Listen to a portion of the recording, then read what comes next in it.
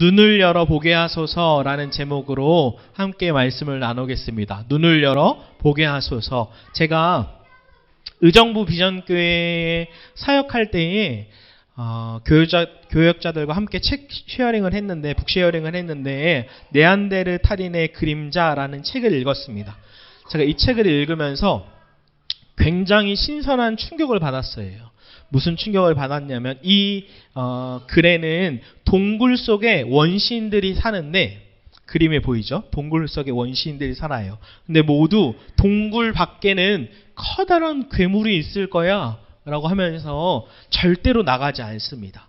원시인들의 생활은 따분하고 어둡고 재미없었죠. 이 그림 표지처럼 동굴 안에 그림자가 있죠. 그림자가 밖에서 빛에 비친 그림자가 실제야 라고 착각하면서 살았습니다. 근데 어느 날 북이라는 인물이 해선 안 될 질문을 해요. 어떤 질문을 하냐면, 동굴 밖에는 정말로 괴물이 있을까? 어린이 설교를 하는 거 같네요. 동굴 밖에는 정말로 괴물이 있을까? 진짜일까? 궁금하다라고 하면서 질문을 던집니다. 그때 원시인들이 다 뜯어말려요. 절대 나가면 안 돼. 괴물에 먹혀 죽게 될 거야. 이렇게 뜯어말리는데 북이는 결국 동굴 밖으로 나가요. 정말 괴물이 있었을까요? 이 북이가 밖에 나가는 순간 진짜로 눈이 확 열립니다. 왜냐하면 그 세상 밖에는 그림자가 아니라 실제가 있었기 때문이에요. 수많은 동물들, 아름다운, 자기가 생각했던 것, 상상했던 것보다 훨씬 더 아름답고 컸죠. 그러면서 사람들도 만나게 되고 완전히 새로운 삶을 살게 됩니다. 이 책의 끝에 이 북이라는 인물이 어떻게 하냐면 다시 동굴 안으로 들어가요. 다시 동굴 안으로 들어가서 북이는 동굴 안으로 들어가면서 이렇게 말을 하면서 끝내요. 이렇게 얘기해요. 만약 아무도 배우려 하지 않는다면 배우려고 하는 다른 사람들을 찾아갈 거야. 그래, 이 세상에는 많은 사람들이 있어. 수많은 사람들이 수백 개나 되는 동굴 속에 살고 있어. 실제로는 수백만 개도 넘게 있었습니다. 라고 책이 끝나요. 저는 이 책을 읽으면서 제 삶에도 북이와 같은 삶의 도전, 북이와 같이 눈이 완전히 열리는 것이 크게 두 가지가 있었는데, 첫째는 예수님과 친밀하게 동행하게 되는데 눈이 확 뜨인 겁니다. 그 시작점이 무엇이냐면, 저번 위드워시 때 왔던 김승회 목사님과 만났을 때, 사나야, 예수님이 너와 함께 계심이 느껴지냐? 이 한마디를 했는데, 물이 바다 덮음같이 하나님의 임재가 저를 덮고 하나님이 저와 함께 계심이 머리가 아니라 마음으로 내려오기 시작한 시작점이 된 거죠. 그리고 두 번째, 이 북이와 같이 눈이 열린, 믿음의 실험을 하고 눈이 열린 계기가 있는데, 그것은 하나님의 나라에 대한 눈이 뜨인 겁니다. 저는 정말 부끄럽게도 하나님의 나라가 무엇인지도 몰랐고, 관심도 없었죠. 그러다가 제가 청년 때에 강원도 태백에 있는 예수원에 혼자 갔는데, 그곳에서 말씀을 계속 묵상하고 기도하면서 예수님의 관심사, 예수님의 모든 초점이 하나님의 나라구나라는 것을 발견했습니다. 그러면서 제가 그 예수원을 올라가면서도, 끝나고 내려오면서도 하나님께 이렇게 기도했어요. 하나님, 하나님의 나라는 무엇인가요? 저에게 알려주세요.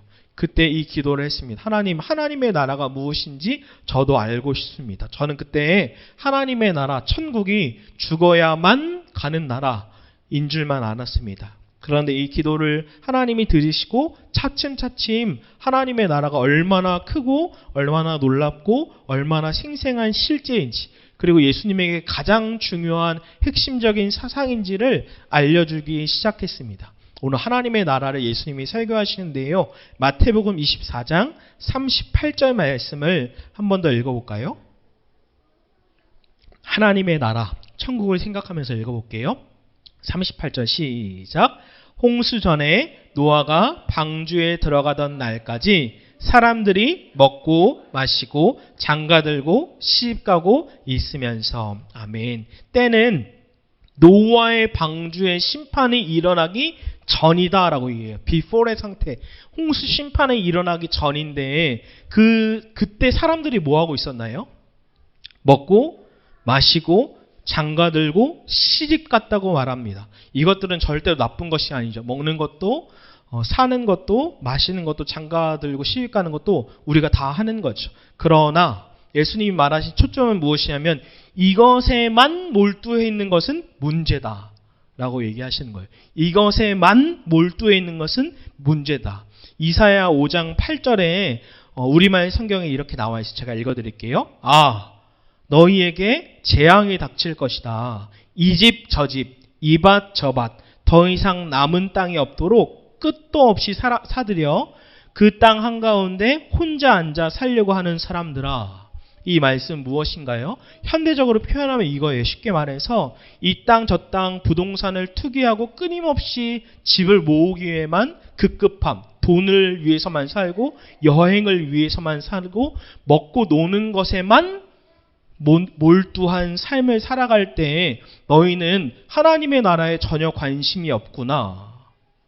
그 사람들에게는 재앙이 올 거야. 심판이 올 거야 라고 얘기합니다. 즉 예수님은 이 땅의 것보다 더 중요한 실제가 있다라고 말씀한 거예요. 마치 서론에 말씀드린 동굴 속 그림자가 전부인 줄 알았지만 그 밖에 부귀가 나갔을 때 실제를 본 것처럼 더 생각한 것보다 더 황홀하고 더 크고 아름다운 실제가 있다라고 눈이 열린 거죠. 그러면 예수님께서 강조하신 하나님의 나라, 바실레이아, 킹덤 오브 갓, 이 하나님의 나라는 무엇입니까? 오늘 본문 노아의 때를 보면 하나님의 나라가 무엇인지 알 수 있어요. 노아의 때를 보면 마태복음 24장 39절 본문 말씀입니다. 한 번 더 읽을게요. 시작. 홍수가 나서 그들을 다 멸하기까지 깨닫지 못하였으니 인자의 임함도 이와 같으리라. 아멘.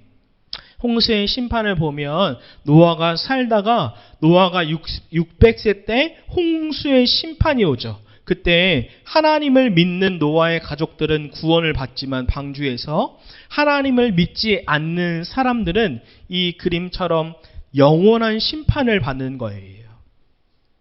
이것은 예수님의 재림을 예표하는 거죠. 미리 보여주는 거죠. 그 근거가 어디 있어요? 오늘 본문에 끝에 인자의 임함도 이와 같으리라. 이와 같을 거야. like 유사할 거야 라고 얘기하는 거예요. 즉 예수님의 재림, 예수님의 인자의 때도 이와 같이 노아의 홍수처럼 예수님이 갑자기 임하고 심판할 거야 라고 말씀하시는 거죠. 하나님의 나라는 무엇입니까? 그것은 두 가지가 있는 거예요. 영원한 심판과 영원한 구원이 있는 거죠. 그래서 조나단 에드워즈가 이 노아의 심판을 근거로 이렇게 설교했어요. 한번 들어보세요. 하나님의 진노는 지금 바다에 담겨있는 많은 물과 같습니다. 하나님의 진노의 무거운 큰 물이 상상할 수 없는 속도로 쏟아져 나와 감당할 수 없는 전능한 힘으로 여러분을 덮칠 것입니다. 그러나 성도들은 지옥에 대한 경종의 설교를 듣기는 하지만 영원한 심판을 실제로 두려워하지는 않습니다. 왜냐하면 인류 대부분이 지옥을 향해 달려가고 있는 심각한 문제를 전혀 모른 채로 살아가기 때문입니다. 이게 뭐죠? 오늘 본문에 이 사람들이 먹고 마시고 장가들고 시집 가고 이것에 몰두하고 깨닫지 못했다라고 본문에 얘기해요. 오늘 핵심 키워드예요. 깨닫지 못했다. 근데 조나단 에드워즈는 눈이 열린 거죠. 영원한 심판과 천국을. 조나단 에드워즈는 예수님과 끊임없이 동행한 것들을 기록한 사람이에요. 노아도 눈이 열린 거죠. 영원한 심판이 있구나. 한 목사님, 박보영 목사님이 어느 날 잠을 자다가 정말 생생한 환상처럼 꿈을 꾸시는데 한 무리는 흰색 옷을 입고 어느 쪽으로 달려가는 거예요. 걸어가는 거예요. 또 하나는 검은색 옷을 입고 내리막길로 걸어가는 거예요. 근데 이 목사님이 왜 꿈에서 너무 깜짝 놀랐냐면 그 검은색 옷을 입고 내려가는 사람들이 교회의 장로님이고 권사님이고 집사님인 거예요. 너무나 충격이었던 거예요. 그리고 꿈에 딱 깼는데 이것이 심각한 문제구나. 그냥 다 구원받았어. 장로님이니까 구원받았지, 권사님이니까 구원받았지가 아니라 그 장로님, 권사님, 집사님들이 검은색 옷을 입고 지옥으로 천천히 내려가고 있는 것이, 그 꿈을 깬 이후에 그 목사님은 다시 교회 안에 복음을 전하는 거예요. 우리가 구원받은 것이 아닙니다. 우리가 진짜 구원받았는지 점검해야 합니다. 영원한 하나님의 나라와 심판이 있습니다. 팀 켈러 목사님은 이 하나님의 나라, 구원과 심판을 이야기하면서 나쁜 소식이 있고 좋은 소식이 있다라고 얘기합니다. 나쁜 소식은 무엇이냐면 우리가 스스로 구원받으려고 노력하지만 결국엔 절대로 스스로 구원할 수 없다라는 거죠. 자신이 선해져야 돼라고 생각하지만 자기의 마음과 행실은 전혀 선하지 않은 거예요. 그러나 반대로 좋은 소식이 있는데 그것은 내 노력이 아니라, 장사나의 노력이 아니라 그리스도를 통하여서 구원받는 거지.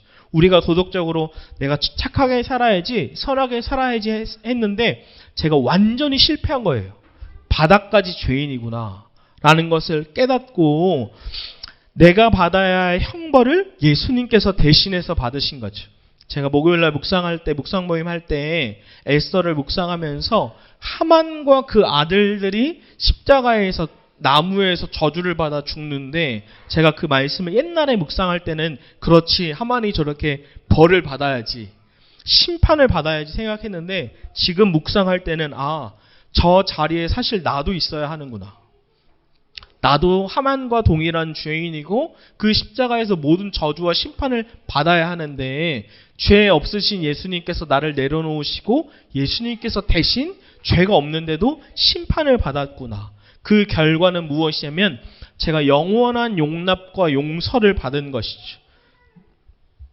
그리고 누구도 저를 정죄할 수 없는, 이것이 우리에게 찾아온 복된 소식, 좋은 소식이죠. 그래서 마이클 그린은, 한번 잘 들어보세요. 초대교회가 복음을 전할 때 80% 이상이 저와 같은 목회자가 아니라 여러분과 같은 성도들이 복음을 전하고 열매를 맺었다고 해요. 그러면서 그 대부분이 누구였냐면 가장 가까운 가족, 친척, 이웃, 친구들이라고 말합니다. 이것은 무엇을 얘기하냐면 첫 번째로는 복음은 불편한 동시에 굉장히 매력적인 거죠. 여러분들을 보면서, 저를 보면서 왜 저렇게까지 살아야 되지? 라고 생각하지만 동시에 그리스도인들은 너무나 매력이 있는 거죠. 뭔가 다르구나. 또 하나는 그리스도인들은 자신들이 진짜로 사랑하는 사람들에게 복음을 전하고 전도했다라는 거예요. 왜요? 그들에게 천국과 지옥은 그림자 같은 것이 아니라 분명한 실제였기 때문이에요. 깨달았기 때문이에요. 진짜로 천국이 있구나. 진짜로 지옥이 있구나. 내가 사랑하는 사람이 지옥 가면 안 되는구나. 예수님은 하나님의 나라에 대해서 설교하시면서 크게 두 뼈대로 설교하셨는데, 하나는 지금까지 제가 설교한 넷의 천국과 지옥, 영원한 천국과 지옥이 있다. 마치 홍수의 심판처럼. 또 하나는 이미 하나님의 나라가 이루어졌다라는 거예요. 이것을 노아가 분명하게 깨달았어요. 노아의 때에 사람들이 뭘 했다고요? 먹고 마시고 시집가고 장가가고 세상에만 완전히 몰두하고 빠져 있을 때 노아는 하나님의 은혜를 입고 깨닫고 영적인 눈이 확 열린 거예요. 노아는 그래서 뭘 하고 있었나요? 창세기 6장 8절 9절입니다. 같이 읽어볼까요? 시작. 그러나 노아만은 여호와께 은혜를 입었습니다. 노아의 이야기는 이렇습니다.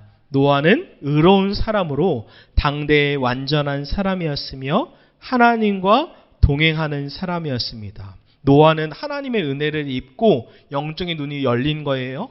깨달은 사람이에요. 그래서 심판을 받는 사람들은 육신의 눈으로 이 땅의 것만 바라보다가 세상에만 몰두하다가 영원한 심판을 받았지만, 노아는 믿음의 눈이 열려서 하나님과 친밀하게 동행하는 사람이었죠. 그러나 우리가 오해하지 말아야 할 것은, 그러면 우리가 세상에서 놀고 여행도 하지 말고 집도 구하지 말아야 되나요? 절대 그렇지 않죠. 저도 노는 거 좋아하고 먹는 거 좋아하고 마시는 거 돈 좋아하고. 그러나 제가 스스로 저에게 점검하는 것은 이거예요. 나는 지금 진짜 예수님께 몰두하고 있는가? 나는 정말로 지금 예수님께 몰두하고 있는가? 그렇지 않고 제가 예수님보다 돈을 더 사랑하고 예수님보다 먹고 마시는 걸 더 사랑하고 여행을 더 사랑할 때에는 우선순위의 문제가 생겼구나라고 깨닫고 다시 순서를 바꾸는 거예요. 아니지, 예수님께 가장 몰두한 삶, 진짜 은혜를 입은 노아는 하나님과 진짜 친밀하게 동행했지. 나도 예수님께 몰두해 있는가? 라고 끊임없이 점검하는 거죠. 우리가 함께 계시는 주님을 바라보지 못하는 이유는 간단해요. 이유는 세상에 몰두하고 있기 때문이에요. 세상에 몰두하고 있기 때문에 주님을 바라보지 못해요. 한번 여러분들도 생각해 보시겠어요? 어저께 토요일 날 여러분은 아침에 일어나서 잠이 들 때까지 예수님을 몇 번이나 생각하셨나요? 잘 모르겠다. 아니면 아침에 한 번, 점심에 한 번, 저녁에 한 번? 우리는 바이러스에 걸리지 않으려고 마스크하고 손 소독제하고 최선을 다해서 열심히 하는데, 정작 세상에서부터 오는 욕들, 세상에서 오는 음란한, 세상에서 세상을 사랑하는 것, 이것에는 몰두하고 그냥 방치해 둡니다. 우리가 조심성이 전혀 없어요. 그래서 세상으로부터 듣는 것, 보는 것은 예를 들어 하루에 3시간이라고 봐요. 일주일이면 7, 3, 21시간이에요. 근데 예배는 딱 1시간이에요. 그러니까 날마다 눈이 가려워지는 거지. 그래서 마태복음 24장 39절 본문 말씀에 이렇게 얘기해요. 사람들은 그들이 다 멸망하기까지 깨닫지 못했다. 사람들은 지금 세상에 몰두해서 깨닫지 못한 거예요. 영적인 눈이 완전히 가려워지는 거예요. 여러분, 어저께 샤워를 하셨나요?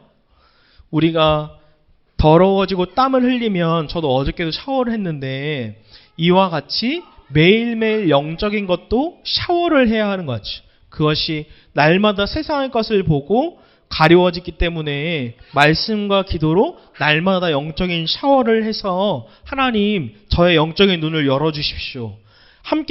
이미 함께 계시는 주님을 볼 수 있도록 은혜를 허락해 주십시오라고 기도해야 하는 거예요. 제가 옛날에 봤던 영화가 생각이 났어요. 헬로우 고스트라는 영화인데 배우 차태현 씨가 나오는 영화예요. 이 영화 속에서 차태현 씨는 어렸을 때 사고로 인해서 가족들이 다 죽고 혼자 외롭게 살아갑니다. 그러다 너무 혼자 사니까 공허하고 외로워서 자살을 하려고 해요. 그때 차태현 씨에게 귀신들이 나타나서 자살하는 걸 막아요. 할아버지 귀신, 아저씨 귀신, 아줌마, 꼬맹이까지 다 갑자기 귀신들이 눈에 보이는 거예요. 그렇게 차태현은 귀신들과 동거동락을 합니다. 근데 영화 가장 마지막에 제가 그 영화를 보면서 많이 감동을 받았는데, 차태현이 김밥을 먹다가 순간에 모든 어렸을 때의 기억이 확 스쳐가요. 김밥을 먹다가 오열해요. 김밥을 입에 가득 채우다가. 그때 그 순간 차태현의 눈이 열린 거예요. 사실은 이 할아버지는 자신의 친할아버지고, 이 아저씨는 자기의 친아빠고, 이 아줌마는 자기의 친엄마고, 이 꼬맹이는 자기의 형이에요. 아빠가 택시 운전사인데 같이 여행을 하다가 사고로 이 아이만 살고 다 죽은 거죠. 저는 이 영화를 보면서 또 생각해 보면서, 사실 이 가족들이 자신을 알아보지 못하는 차태현을 보면서 얼마나 답답했을까? 마음속, 내가 사실 아빠야, 내가 네 형아야, 얼마나 답답했을까? 저는 근데 우리 주님도 우리를 바라보실 때 답답하시겠다라는 생각이 들었어요. 주님이 이미 우리와 함께 하시는데 우리의 눈은 가리워져서 주님을 알아보지도 못하고 의식하지도 못하고 깨닫지도 못하는 거죠.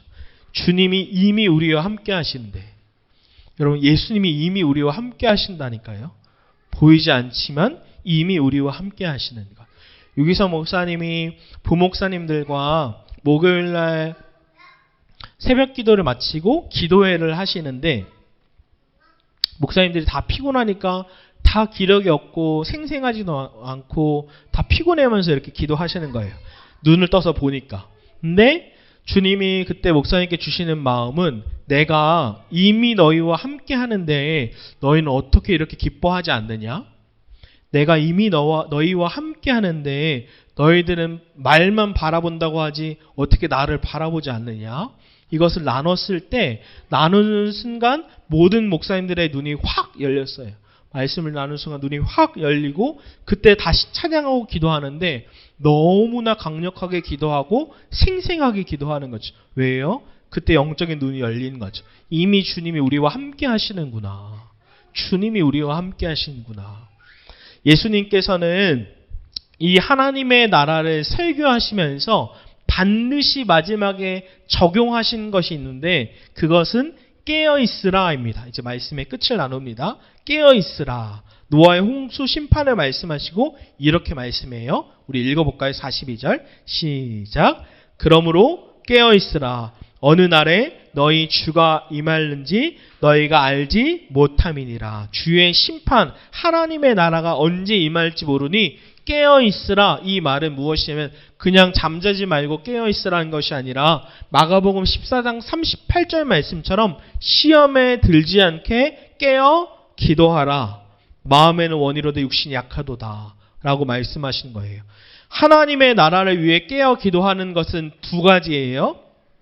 이제 말씀의 끝을 나누는데, 한 가지는 영원한 천국과 지옥이 있음을 깨닫고 구원을 위해서, 자신의 구원, 가족의 구원, 이웃의 구원을 위해서 깨어 기도하라는 거예요. 하나님의 나라를 위해 기도하라는 것. 내 사랑하는 부모님이 정말 예수 그리스도를 만나도록 깨어 기도하는 것. 나의 사랑하는 친구, 가족, 조카, 내 배우자, 자녀들이 정말 예수님을 만날 수 있도록 깨어 기도하는 거예요. 이것이 하나님의 나라를 위해서 깨어 기도하는 첫 번째고, 둘째로 하나님의 나라가 임하기를 깨어 기도하는 것은 예수님과 생생하게 동행하는 영적인 눈이 열리기를 기도하는 것입니다. 마치 서론에 말씀드린 부귀가 세상을 보고 완전히 눈이 열린 것처럼, 실제를 바라본 것처럼, 노아가 깨닫고 눈이 열려서 하나님과 친밀하게 동행한 것처럼, 조나단 에드워즈가 눈이 열려서 천국과 지옥의 실제를 보고 예수님과 생생하게 동행하며 그것을 일기로 기록했던 것처럼, 그래서 이 영적인 눈이 열리는 중요한 원리가 있는데, 그것은 기도를 통해서 날마다 영적인 눈이 열리는 거예요. 매일매일 세상의 것을 보고 세상에 찌들어서 눈이 닫히고 깨달아지지 못할 때 날마다 기도를 통해서 하나님, 제 믿음의 눈이 열리고 매일매일 24시간 주님을 바라보는 삶을 살 수 있도록 해주십시오. 저는 이 말씀을 준비하고 기도하면서 마치 제 심정은 엘리사와 같았어요. 하나님, 그 청년 사원의 눈을 열어서 하나님의 군사를 본 것처럼 하나님, 제 눈을 열어주셔서 이미 함께 계시는 주님을 지식이 아니라 마음으로 생생하게 믿게 해주십시오. 하나님, 우리 위드처치 공동체의 성도들의 영적인 눈을 열어주셔서 주님이 나와 함께 계심, 우리와 함께 계심을 생생하게 보게 해주십시오. 하나님, 한국교회의 믿음의 눈을 열어주셔서 한국교회가 이미 함께 계시는 주님을 생생하게 바라볼 수 있도록 해주십시오. 제가 목요일 날쯤 잠을 잘 때 유민이 하민이 데리고 재우는데 아내는 저녁에 수업을 하고 하민이가 머리를 박치기로 제 얼굴 팍 했어요. 그래서 아! 하고 막 별이 보이고, 그때 제가 하민이의 등짝을 스매싱 했어요. 이놈 자식! 이놈 자식!